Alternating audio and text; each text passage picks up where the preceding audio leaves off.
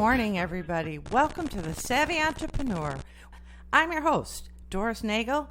And why am I here? Because I am a crazy entrepreneur myself. I've started or helped start at least 9 different businesses and counseled lots and lots of startups and small businesses as part of my law and consulting practice. And oh boy, have I seen lots of mistakes, and I myself have made many mistakes. So the goal of the show is to help provide some resources that will help entrepreneurs and small business people along the way, and also provide some stories of people who have started their own businesses of different types to help inspire and to give tips on how to make your journey towards success faster and easier. As always, I welcome your comments, questions, suggestions, challenges, or if there's a guest that you think would be great on the show, or even if you want to be a guest, I'm always love to hear from you. dnagel, Nagel, at lakesradio.org. So without further ado, I'd like to introduce our guest in the studio. With us live today is entertainer and entrepreneur Lori London. I say entertainer because she is not only a singer, a songwriter, an actress, a graduate of Second City, and a voiceover artist, but she's also the author of 2 award-winning children's books. You can learn more at her websites, LoriLondonMusic.com and LoriLondonEntertainment.com. I think most of us are pretty fascinated by the world of entertainment. I know I am. And Lori is an entertainer, but she's also an entrepreneur. I think lots of people think of entrepreneurs as the ones who start up tech companies like the next Google or Amazon. But entrepreneurs come in lots of different shapes and sizes and flavors. And so she's not only an entertainer, but she's a businesswoman. And I'm sure as part of our show, she'll share what it's like to run an entertainment business, how to start one, how to grow one successfully, and some of the challenges and pains, growing pains along the way. Because without a good business and operating structure, you can have lots of talent, I'm guessing, but it may not get you very far. So I think she's prepared to share some of the insights around that today, along with juggling a day job, which frankly is another thing that's often a necessity for people starting out in the arts. So with that introduction, I haven't told you a lot about Lori's background, but I'm sure she'll share some of that. Without further ado, I'd like to introduce Lori London. Lori, welcome to The Savvy Entrepreneur. Thanks so much for being with us today. Doris, thank you. I am very happy to be here today, and thank you for having me on the show. So, Lori, as I said, we didn't talk a lot about your childhood, where you're from, any of that kind of stuff. And I think part of that's the entertainment mystique, right? The entertainers just sort of come out of the mist fully formed, you know. But the fact is they're real people with real stories. So how did you know, when did you start inklings that you wanted to be an entertainer and do something with all that talent? At a very young age, Doris. I'd like to start with a funny story, if I could. Absolutely. I think I was probably, oh goodness, from the picture, just looking at it, maybe I was 6 at the most, and I was singing my heart out, and I just love to sing. I always love to sing. It's at the core of, a lot of things that I do and who I am. And I was singing, and my Aunt Carm and my mother were in the kitchen, and as the story is told to me, I don't really remember this, but my aunt says to my mother, Geneva, she says, that girl can sing, you should take her for lessons. And I overheard this, supposedly, and I said, I don't need lessons. I already know how to sing. Wow. It's so embodied in that. Yes. I think there's some real truth. First of all, that people who have a creative artistic bent, you see it pretty early. Yes. But there's also probably a stubbornness. Yes. And belief in yourself that you need to have. Okay, so there's lots of us who put on little talent shows for our relatives and play around with the piano or play in band or sing or whatever.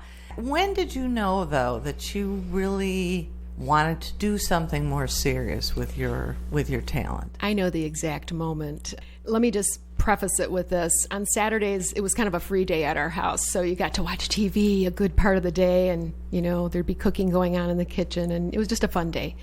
And I loved to watch Broadway musicals, and I would try to imitate the singing that was going on, and I had a real heartfelt love for that right off the bat.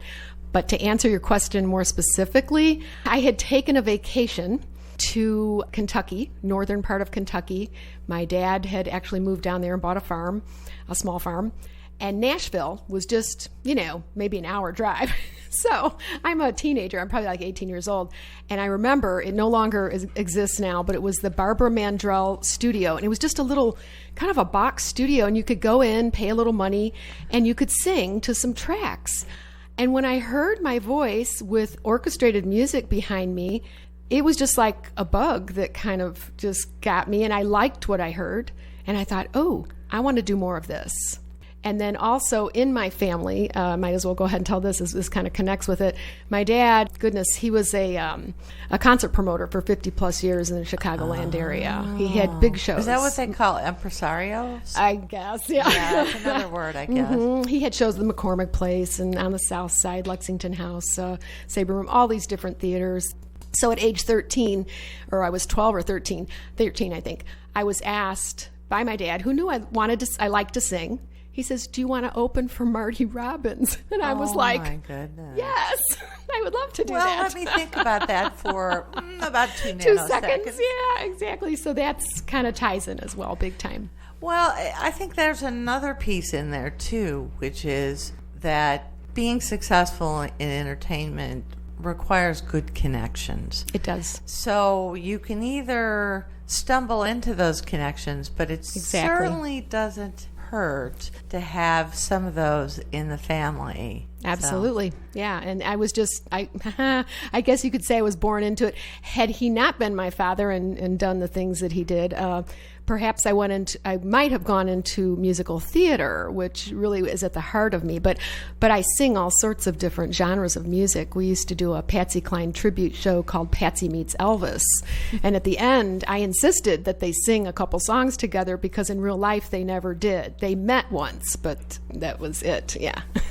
Well, so you were a teenager and you got the bug. Mm-hmm. Yes. Did you decide at that point that you really wanted to try to make a go of it in entertainment, or is that just something that was in the back of your mind and at some point? At that time, it was more in the back of my mind. I mean, it was always in my mind, but for whatever reason, Doris, I never took that leap of faith at that time in my life to go to New York and, walk the pavement and do all of that. And, apparently I wasn't supposed to. I was supposed to do this now instead, what I'm into now. So, but I still sing. I still write. I still do shows. So, when did you decide that you could actually make some money maybe doing this? Oh, at the risk of sounding, like I'm patting myself, when I realized I could make like $500 for a half hour, of singing, of something I like to do. So, and it's not about money, but that was an added incentive, of course. And I had a booking agent out east who actually I met. It was a connection, one of my dad's guitarists that he used on lots of shows, very talented fellow. And he was talking to him. And he said, I want to put on a Patsy Cline show out east in New York. And he says, oh, have I got the girl for you? So you're right. A lot of times it's connections. It definitely is networking, but it's also putting yourself out there. This gentleman, the guitarist, would not have known about me had I not done that. So, it all kind of, everything's connected, I guess is what I'm meaning to say. I think I understand what you're trying to say. I'm also just wondering at what point you got the confidence to step out. I mean, do you think that's what holds a lot of people back? Because honestly, there are tons of people. I mean, sure. I meet them, neighbors, parents, other parents of my daughter's friends, all over the place. People who are like, oh, I always wanted to do that, be in a rock band, or I always wanted to be an artist or do this and that. But so many of them don't do that. I mean, even me. I was a piano performance major for 2 years, and wow. I turned my back on it. So obviously, I had for a long time these visions of playing a concerto with an orchestra in front of people, but I've never done it. So what do you think holds a lot of us back? Fear. It's fear in a nutshell. For whatever reason, we stop ourselves. I mean, let's be real. Just bring it all down to bare floor here. It is, and sometimes people are walking around and I don't think they even realize that they're stopping themselves. Because we get caught up in life, right? People get married, they have children.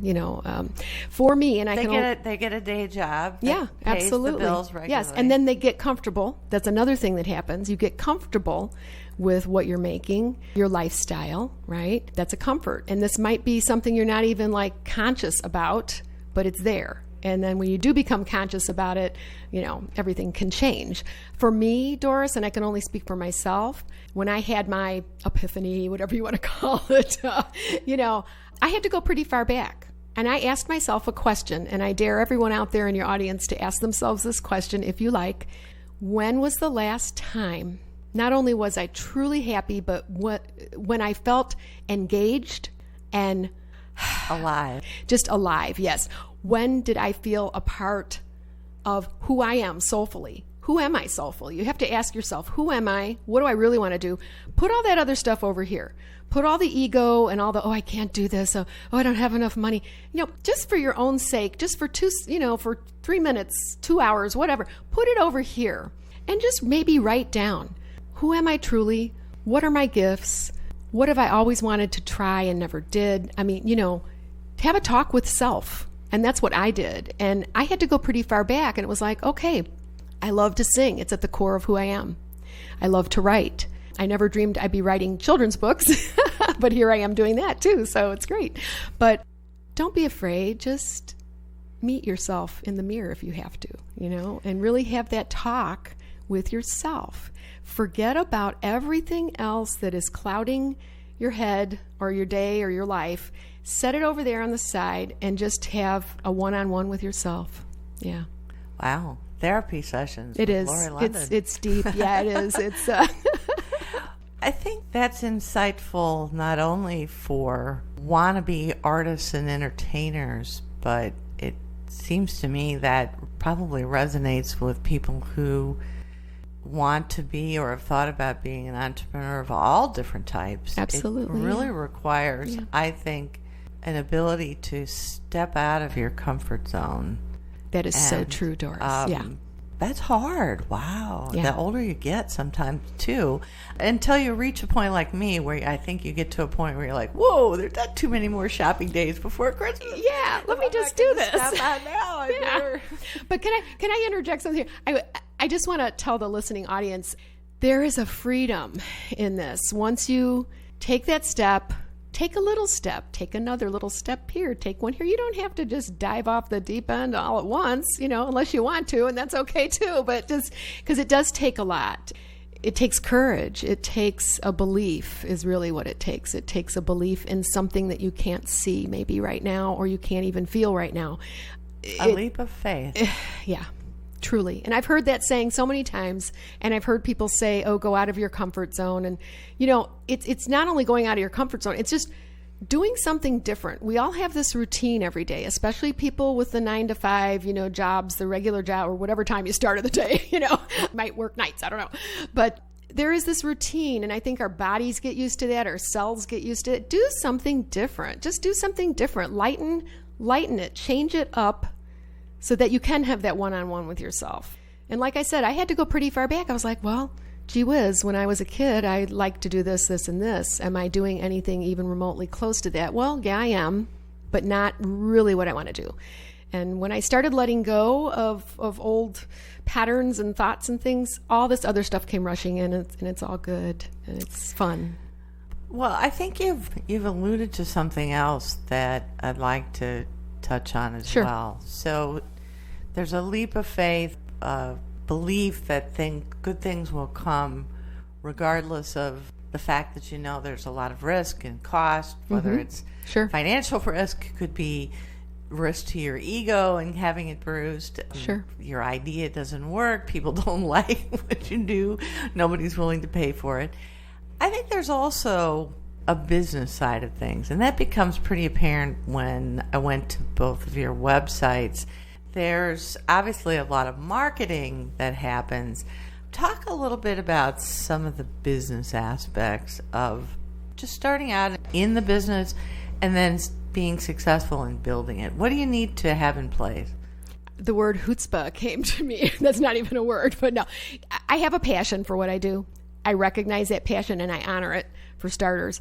It's work. I mean, make no mistake, there is work involved. But again, as I just said, I'm passionate about what I'm doing. But for instance, I'll give you a great example. I didn't know if I wanted to self-publish or if I wanted to, write what's called a query letter and go to the literary agent that works at the big publishing company, your Random Houses and Scholastic and so on. And I literally sat down, took a legal pad, wrote one side pros, cons, and the pros to me did outweigh. But also what your listeners need to realize too is I'm somebody who, since I was a little girl, I've been on stage, I've had exposure, I've gained that confidence through the years of what I felt like I could offer to my audience. So I already felt like I could do the self-publishing part of it. But the funny part of the story is I'm sitting there, I've got the query letter all filled out. I just told this story not too long ago. And I was sitting with my legs crossed in the bed. I'm at my computer and I accidentally hit the enter button, Doris. And I was mortified. I was like, oh no. So I get a letter back from, I don't know if it was the literary agent or her secretary. And she's like, this is very nice, but you want to make sure you have all your ducks in a row, and I was like, well, thank you, universe. Okay, I'm going to self-publish. I mean, that might sound crazy to one person, but the pros did outweigh the cons on my piece of paper anyway. So I feel like I'm divinely guided. I really do. I think, though, there are those kind of decisions, but I'm thinking of even some of the infrastructure you have to have in place. It's a lot. Because you may have tons of talent, but if you don't have the structure in place right. to be able to find gigs, to market yourself, right. to send out demo tapes.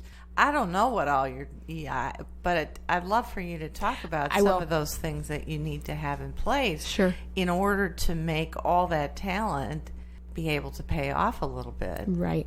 Okay. And get traction. The person that you just described is me. I am not someone that went to school for this.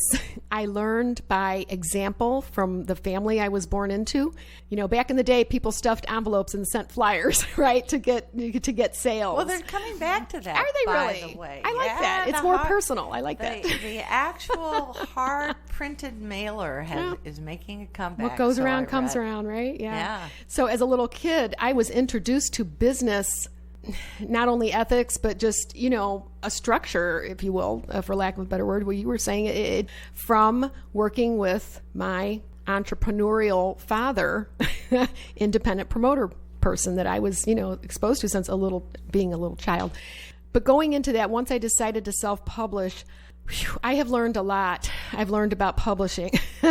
I've learned about editing. I've learned, oh my goodness, about printing and different companies. And I mean, I really was delving into an area that I knew nothing. I really didn't know anything. And so Google, yes, I'm a Google girl for sure. But what I wanted to say to the audience as well, it's always best, whatever industry it is, whatever it is you're wanting to do, go to the organizational websites because these are the legitimate. They will tell you, like for instance. You're talking about associations, for example. Yes, absolutely. They will guide you to the correct and legitimate avenues of, for instance, contests for the books. My books have won multiple awards. Some of these you can submit for free. Right. Well, but there's a great example. Mm-hmm. I was thinking about that when you were kind enough to share a copy of the book, and I my saw pleasure. I saw the nice little stickers, and I thought, all right, right there is a piece of block and tackling that you may write the greatest children's book, but it could just sit there. Absolutely. Unless you actively market it, unless you get it into the hands of people who can actually help you get it out there. Well, I seem to have I give it back to God, but I I have a natural gift for PR and for like advertising. I just do. And I assume some of that is probably from my background and growing up, but it made sense to me that if people were going to notice my books, they'd need to have a few awards. They'd need to have a few, and some good ones. My books both have Mom's Choice Awards, Pinnacle Achievement Awards. Congratulations, thank by you, the way. That's thank fantastic. you, yeah. Story Monsters, Inc., which is a Maggie award-winning magazine for children. And by the way, if you haven't checked them out, they're awesome. I got a Royal Dragonfly Award, not only for the books, but for the illustrations as well. My illustrator, Heather Bonstetter, she's wonderful. And how'd you even find out, though, about all these awards? I mean, so you write this nice little cute children's book. Mm-hmm. I mean, it takes a village, and somehow you figured out how to put that village together. Somebody to do illustrations and somebody to actually physically print it and edit it, and I don't even know all the pieces. So this is where I get spiritual again. I believe I'm divinely guided. I'm going to tell you very quickly how I got my illustrator. It was a wonderful story. My friend Shirley in Tampa, she invited me down, so I went to go visit her. And she said, "Oh, my friend Vivian is getting back into acting. Let's go support her at her play." I says, "Wonderful." So we get invited to the after party, and we're there, and we meet Vivian's friends. And this one gentleman I was talking to at the time, I didn't know, but a couple years back, he had been a CEO for the Florida Film Commission down there. So we're talking, and we're all artist-type folks, and we're just having a good time. And I tell him about my character, Trippy the Fly.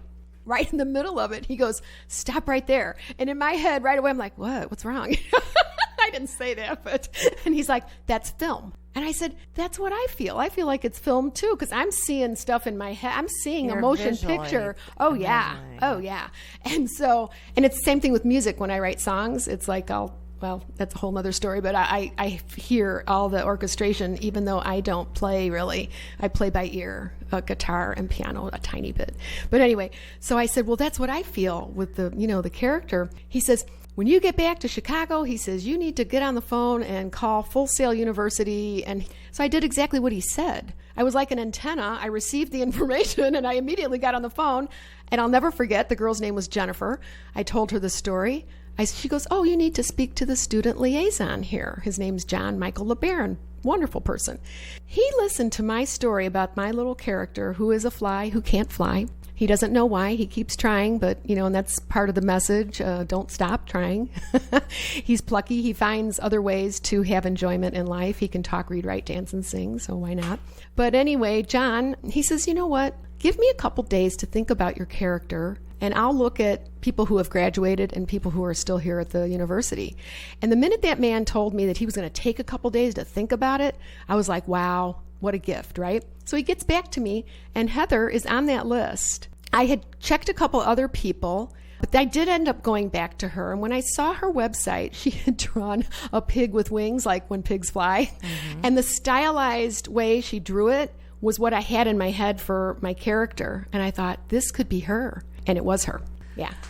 So a couple of nuggets in there, I think. One is that if you want to pivot in your career or take advantage of some itch that you've got to scratch, I have lots of those, yes. With your business. Well, I think many of us do. Sure. But one nugget, it seems to me, is to find ways to surround yourself with people who are already there. Yes.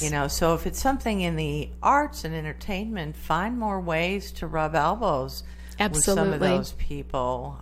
And I think the other piece of it that at least what I heard, is that when somebody gives you a lead, follow up on it and ask for more leads after that, because it's a journey and you'll run into roadblocks for Absolutely, sure. So what do you do when you run into a roadblock? Because in any kind of entrepreneurial venture, and I can only imagine in the entertainment world, there have to be roadblocks. Mm-hmm. There are. And there have been some that affected me, but I have changed, and I have, in my own journey, I have, I'm in transition, aren't we all? One thing we can count on is change in this life, and I welcome it, I do. But yes, there have been roadblocks, and I am to the point now, and easy for me to sit here and say, but believe me, audience that's listening, I've gone through some things, and everybody does. But there again, you have to constantly remind yourself of the bigger picture, the picture, the visual that you have in your mind of where you're going. Practice visualization. I do it all the time. Some people might call that manifesting. Maybe it is. It probably is. But and I've seen it happen many times. But you have to stay focused, be clear.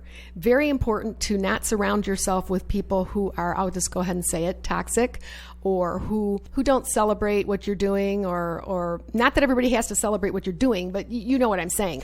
It's like what you just said, surrounding yourself with like-minded type people, because even if nothing, feed off the energy.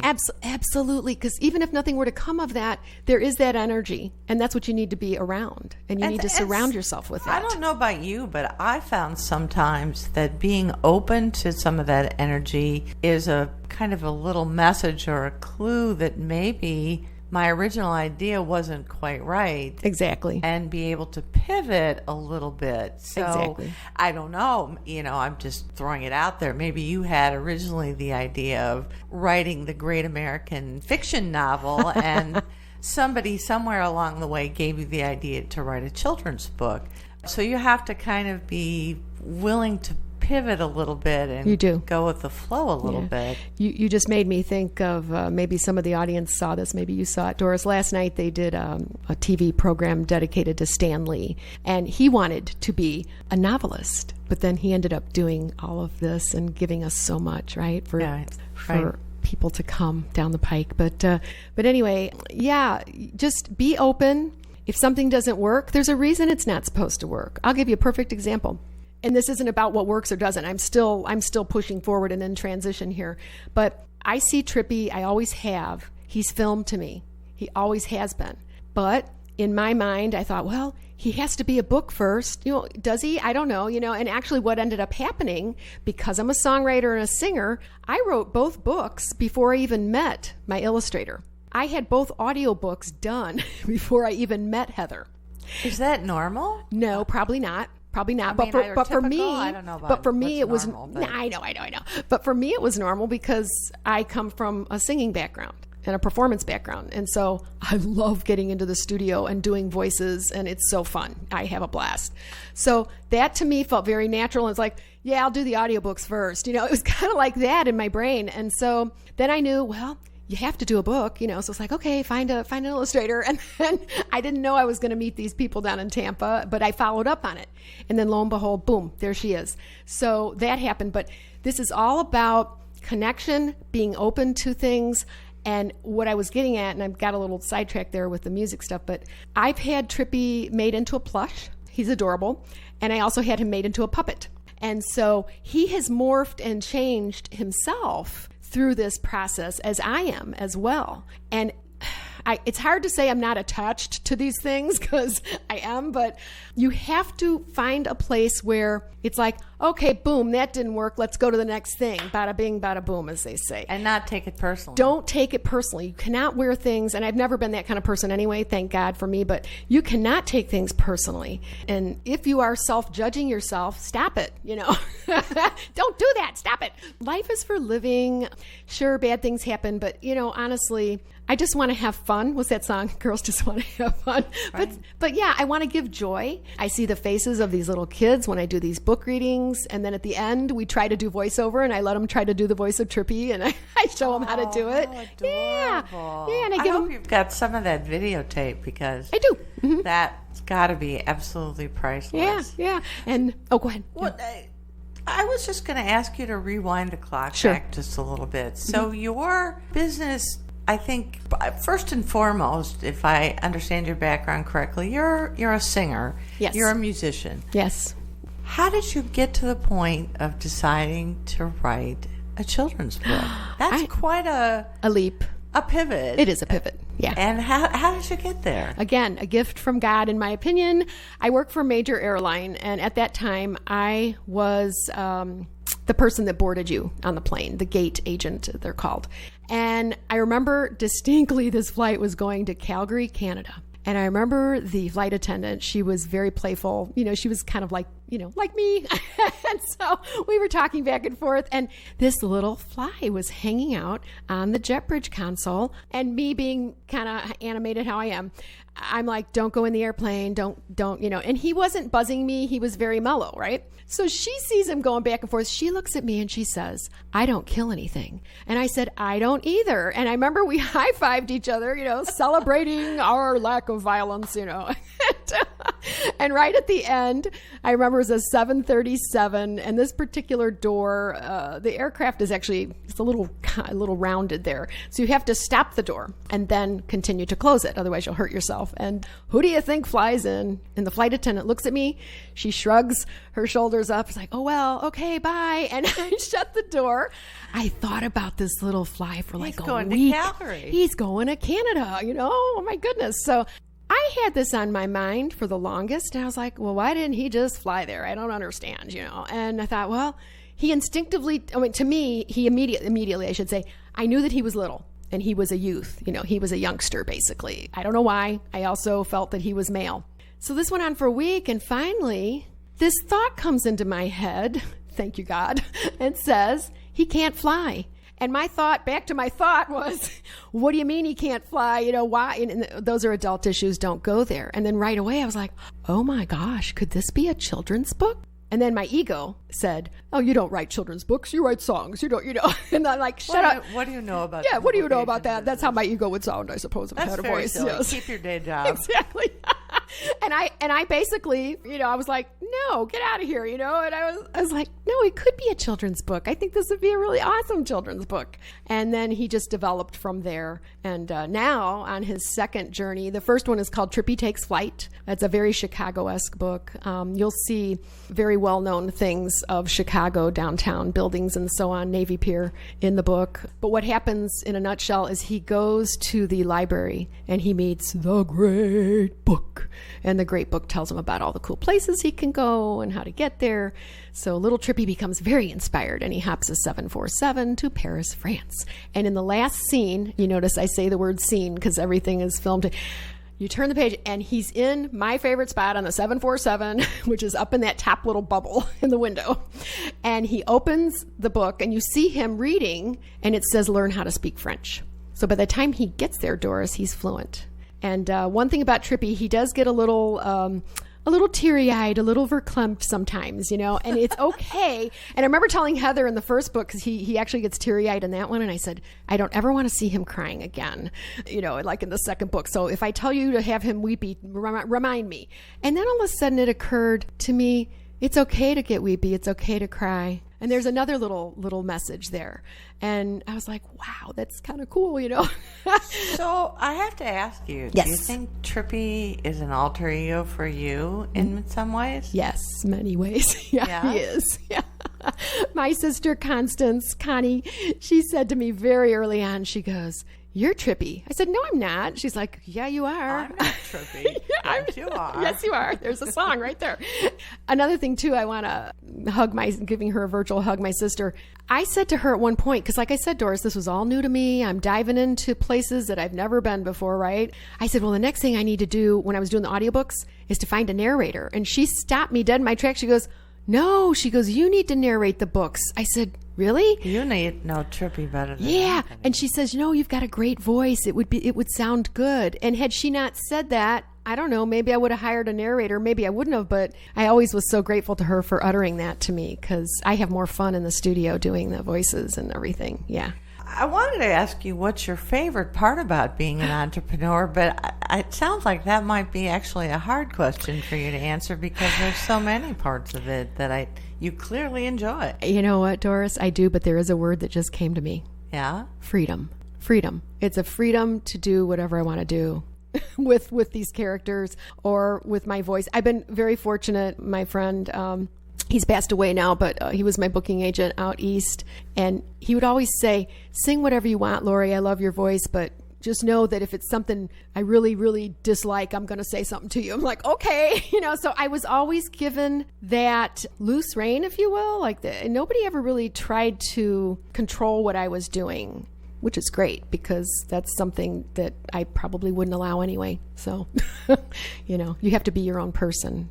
So I have to ask you the flip side. Sure. What's the part you like the least about the entertainment world? Wow. I guess I would have to say the paperwork part, or not, it's not paperwork, but now it's computer, just the business end of it, having to... The billing and... Those type of... Posting on social media. You know what? Right now, I still like posting myself, but it's getting to be not so much fun as much anymore because I'm having to do more of it. And that's just the truth of it. It gets routine, quite frankly. In my experience and talking to people, it needs to be routine for it to be for it to work. Effective. Yes. That's one thing of your audience. Posting, some people will do it more than once a week. I can just barely manage once a week. Instagram, Twitter, LinkedIn, of course, Facebook. And then Trippy has his own Facebook page. He has over 13,000 followers, which I love. He's my Pinocchio, and he has... Everybody wants to know how to go viral. Well, just be a fictional character. A fictional character that doesn't exist, and they love you, yeah. So how do you find the various gigs that you do, whether it's singing or whether it's reading books for children's groups? How do you find all these different gigs? Well, locally being in the Chicago area, I just went into the store, okay? I went into Barnes & Noble, my local Barnes & Noble. I'm very hands-on, and I just said, I'm an author. My books have won these awards. Any chance of you featuring me for a book reading? And they said yes. Literally pounding the pavement. Yes. It works still. Yeah, it does work still. And I've made phone calls before. I was in Florida at a Barnes & Noble there in Tampa, which was great. Now, you can also contact their corporate office, and if they like you, they'll start booking you as well. I haven't gotten quite there yet. Having the full-time job, it's a balancing act that I'm doing, and it's okay. Everything will start changing, and I already noticed things changing towards not having that regular job, so that's a good thing. That's an aspect that I think is pretty typical, but also I think really interesting, and hopefully for our audience, because lots of people, as I alluded to, have some sort of artistic talent, some creative juices that they would love to find an outlet for and maybe make a little money, maybe even build a business around. But they have to start somewhere. And so you've alluded to having a day job. How do you balance having the day job, both from a time perspective, but also just from an energy perspective? Because it can be pretty draining, especially doing a day job. It's probably not what your heart would choose if you were making the choice. Right. Well, I pretty much work all the time, so I'll just let everybody know that. But you're right. You have to balance. And when I notice if I start feeling fatigued, then I have to cut back a little bit. I should already know that before I feel fatigued, but I haven't mastered that quite yet. But I'll go work my job, and the minute I'm off, I'm immediately doing something with regards to promoting these children's books.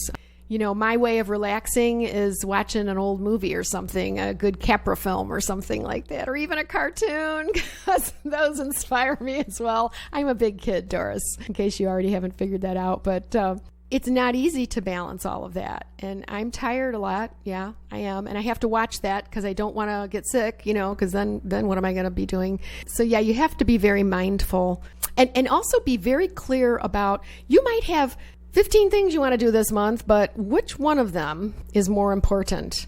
And I have like a huge desk calendar that I write everything on so I can keep it all straight, because it's a lot. And some months are busier than others, And I think that's a challenge for a lot of entrepreneurs, particularly when you're trying to build a side hustle, if you will. Yeah. Is that there's not enough hours in the day. True that. Even if you're doing it full time, there's probably not enough hours in the day to do everything you want to do. And so choosing those battles, those tasks that you think are going to have the best payback, each and every one of them, each and every minute, is, I think, a valuable piece of advice for entrepreneurs of all sorts. Absolutely. I've spent lots of money on things that when I look back now, because I've been at this a few years, I look back now and say, that was probably a waste of my money. But on to the next thing. I'm not somebody who lives in the past or worries or frets about that. Okay, so that was perhaps not the best decision, so learn from it. But honestly, for me, with books, I just felt very strongly he needed to have some awards to help him get more noticed, and I was right. And then book signings are great. They also give back to you as well as an artist because you're interacting with your audience, which are little kids and their parents and their grandparents, and it's so fun and it's joyful and it's just a really nice energy. It really is. And so I get something from it for sure. I'm not just there to sell books and get the word out. I'm there to enjoy myself as well. And that's another thing. I like to have fun. I mentioned that before. If the fun leaves this, I probably wouldn't be doing it, or I'll stop doing it. And I don't see that happening, but you'll pivot and do something else, no doubt, exactly, with your creative energy. Exactly. All right, so I have to ask you. Yes. In all the years of doing things in the entertainment world, because we haven't even talked about some of your acting, stints and songwriting and singing, you've got to have some funny stories or some memorable stories to share. I do. Well, one of them I already shared about accidentally hitting the enter button. That was more like OMG moment. I'm laughing at it now, One time when I was on stage, this particular show, it was one of those Patsy Meets Elvis type shows, and beautiful theater. Doug Church was actually it was his show. I take that back. It was not the Patsy Meets Elvis. It was a Doug Church. He's an Elvis tribute artist.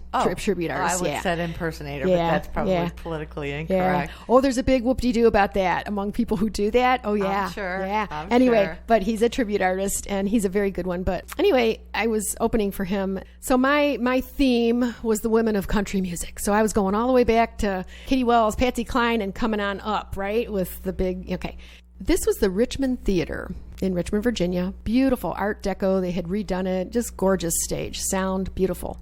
Don't ask me why. I would feel like I was going to slide in heels up to the mic. But I don't know. I guess I was feeling really happy about going out there and singing. And I come up and I did this little slide, but I grabbed the mic, Doris, and it was a corded mic. I pulled the mic out. I wasn't even conscious that it had come out of the cord that was holding it. And I go to belt out my first note and there's nothing.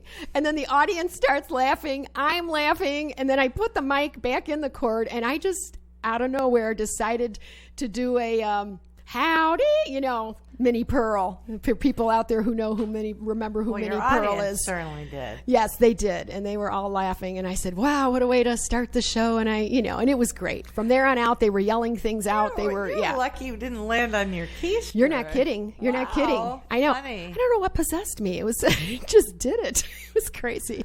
Another time, my sister Terry, she used to sing with me for a few years there. And I know she was on that show, as I recall. And I think it was me. I'm pretty sure it was me. I don't think it was. Yeah, it was me. It was me. I come walking across the stage, and this was the old Lexington House. They tore it down about a year ago. It was on the south side in Chicago. Actually, Oak Lawn, I think. We're walking across the stage, and although they had a thin carpet thing over, this must have been a pretty big wedge in the wood that was missing or whatever. My heel, I literally walked out of my shoe. And I didn't have on a long dress. So I was kept walking and I'm still singing. And I turned as I'm singing and I just bent over, kept singing, put my shoe on, and they're laughing and I'm having a good time.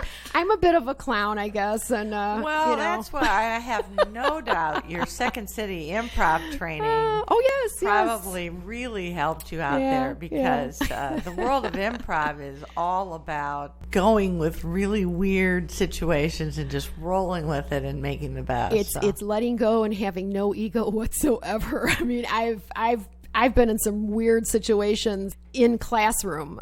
All of a sudden, I kid you not, do you remember one that was called freeze tag or freeze frame or something that? Yeah, exactly. Yes, two people, could be three, we're doing a scene, and then someone in the audience yells freeze. And you have already figured out that you can fit in that scenario somewhere, but now you're going to switch it up, and I think the guy had his arm down, and so then I decided that I was going to be his dog on a leash, but then I attacked him. It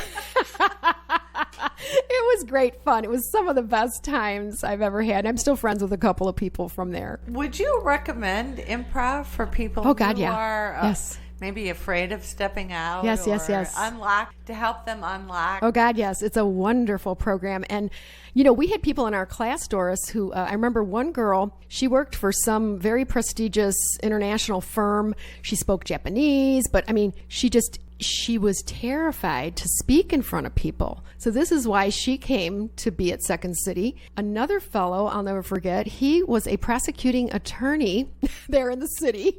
So you had every kind of shape, and then you had some people who were actors. I don't know what I was thinking at the time. I just thought it would be cool to do, and I knew that it could only enhance whatever I already had been to that point, you know, whoever I was.